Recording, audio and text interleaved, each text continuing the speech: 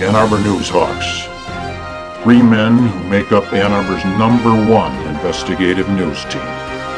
24/7 they blanket the Ann Arbor area from Plymouth Road down to Briarwood and even further if gas money's thrown in. The Newshawks are there for you, Ann Arbor. I'm Chance Langford. And I'm Beaumont Vivant.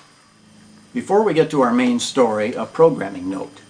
On our next show, we will have the 17th of our 24-part series on new coffee shops in Ann Arbor that we call Wow, This Espresso Sure Costs a Latte. We'll be highlighting 7 new coffee shops that have opened in town in the past 2 months. I noticed Andrews Sitco is in that group. That's right, Beaumont. And in this cutthroat business, it's important to have an angle, something that will differentiate your business from the competition.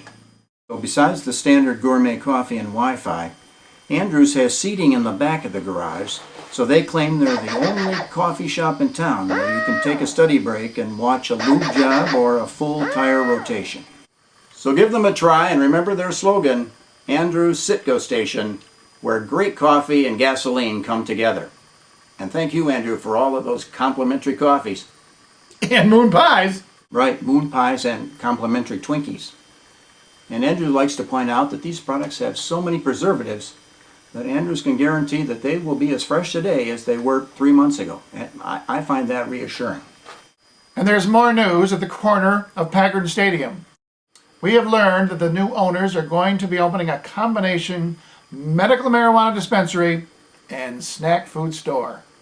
It's going to be called the Food and Drug Mart. In our main story, we are pleased to report that the City of Ann Arbor is taking major steps to improve the traffic conditions around town, and that's a main concern for many of the citizens. First, the city is tackling the #1 priority, yes, you guessed it, the Fuller Road Transit Center. This structure will accommodate commuter trains between Detroit and Ann Arbor with a 300-foot rail platform and station.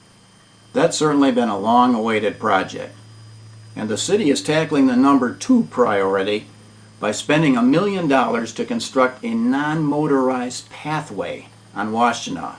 For that story, let's go out to Jacques Labatt.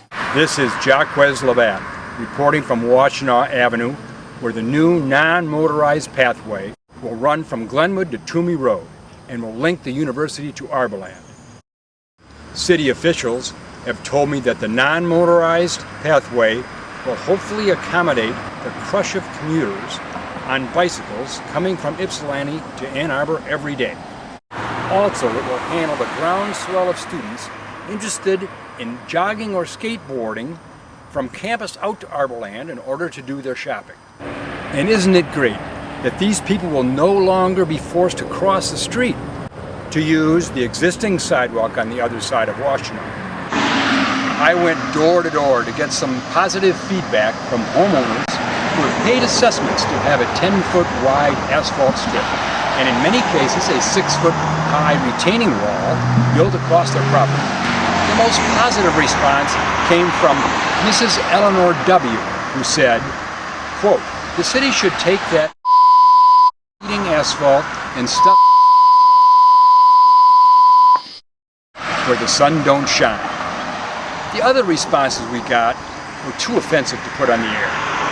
This is Newshawk Jacques Labatt signing off from Washtenaw Ave.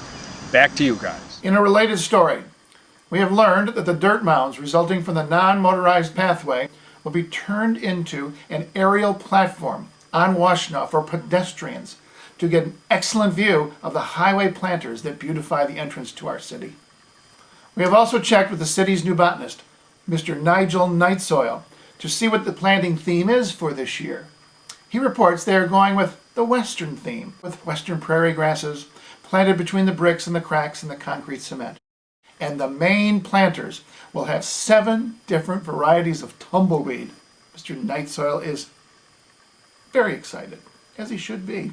With the top priority non-motorized pathway draining the city's asphalt budget, fixing the city streets, which is the 12th priority on the list, is in need of another source of funds.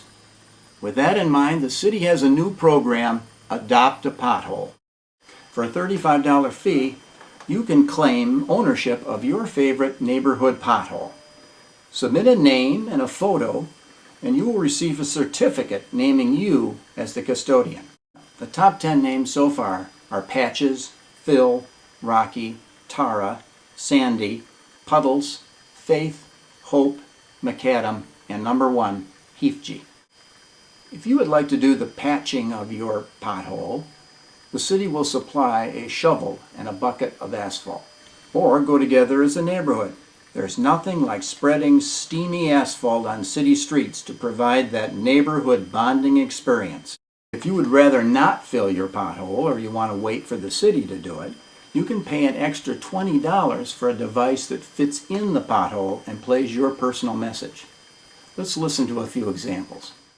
Easy there, big fella. Oh, baby, that was a good one. Hey, pass the asphalt. I'm starving down here. Daryl, when you dumped me, it left a hole bigger than this in my heart. And businesses as well have seen the advantage of adopting a pothole. Here are some of the ads that are out there. Ouch! Was that your lower back cracking? Better call Sam. Does your face have more pock marks than Getty's Road? Get a tube of Acme cream today. Oh, is that a bulge in your tire, or are you just glad to see me? Come on up and get a price from Bill's Bargain Tires. There's a lot of potential there, and if you'd like more information, call 1-800-AA-HOLE. That's it for now. Good night, Beaumont. Good night, Chance.